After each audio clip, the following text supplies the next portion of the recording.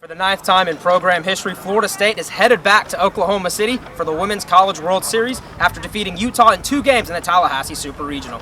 Alongside the Tallahassee Democrats' Jordan Culver, newly elected sports writer for the FSView, Jackson Tarpley, I'm Ariya, Massoudi, the sports editor of the FSView. We thank you guys for joining us here. Jordan, we'll start with you. The Seminoles, they're headed back to Oklahoma City, 2 games and 2 very different games.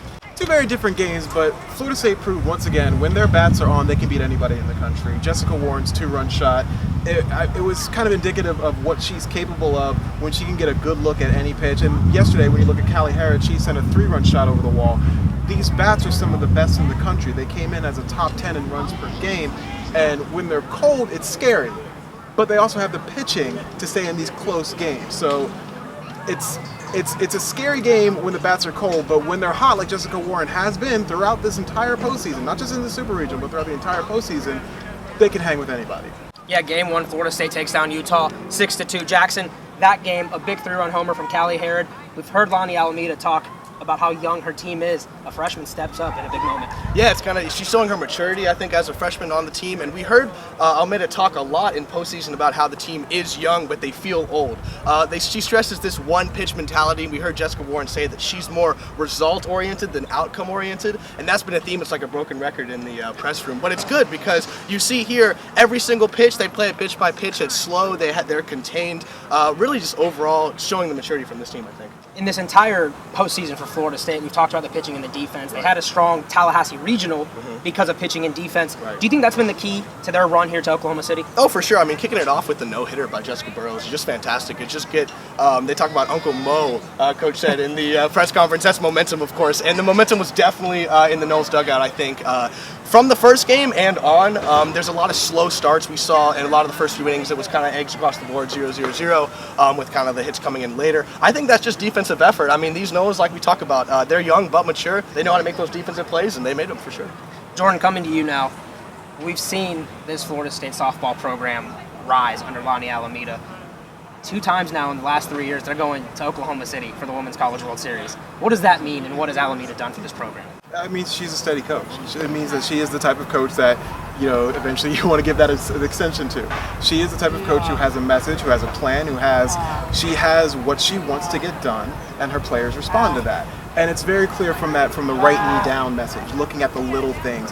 Every time Lonnie Alameda tasks this team to do something, they do whatever they can to get it done for her. She is a coach that they trust and that these players like and they want to go to work for. And that's the kind of coach that you need at the helm of your program. 2 Women's College World Series trips in 3 years.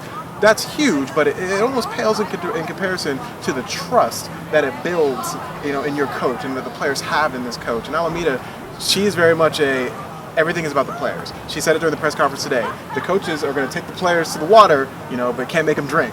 Using that old horse mentality thing. It's the players are the ones getting this done, and the players are the ones receiving all the credit. Even though Alameda is the one who is installing these packages, installing all these different adjustments and routines, and making this team as strong as it is. Yeah, I remember talking to assistant coach Travis Wilson just a few days ago, and he said, we thought we would be here next year. We're here this year with an opportunity. Let's see what we can do. Well, they did just that. They punched their ticket.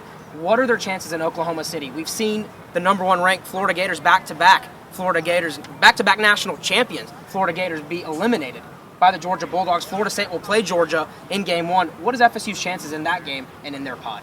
Like I said before, they can beat anybody. Georgia is a great team. You have to be a great team if you're going to bring down Florida, a Florida team that has already beaten Florida State. But at the same time, Utah is a team that also beat teams that beat Florida State. So this is anybody's College World Series right now. I think they're capable of beating anyone. I think they're capable of hoisting the trophy when it's all said and done. But it all has to come together. The pitching has to be solid, the defense can't make the errors, and the bats, we need to see Ellie Cooper hit a little bit better. We need to see Alex Powers hit it on a little bit more consistent basis. And we need to see Jessica Warren drive in those runs like we know she can. Well, Florida State's going to head down to Oklahoma City. On Thursday, they'll play Georgia, as mentioned. We don't really know what time yet, but you can expect to find out on FSUnews.com from our site, NoleSports.com, TallahasseeDemocrat.com on his site. Florida State, 53 wins this season, the 2nd time in 3 years they've surpassed the 50-win mark. A special season indeed. We'll see you guys in Oklahoma City. Stay tuned. Thank you guys for watching. Thank you.